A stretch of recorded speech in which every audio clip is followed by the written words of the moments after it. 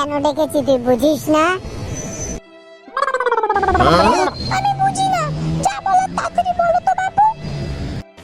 পুটি পুটি, কতদিন হয়ে গেল আমি তোর হাতটা একটু ধরি না, তোকে একটু জড়িয়ে আদর করি না। ওসব নাটক কিন্তু আমার সাথে করতে এসো না। কি গো পুটি সোনা, তুমি আজকে এত গরম হচ্ছ কেন? আসো, আমি আজকে একটু তোমাকে ঠান্ডা করে দিই।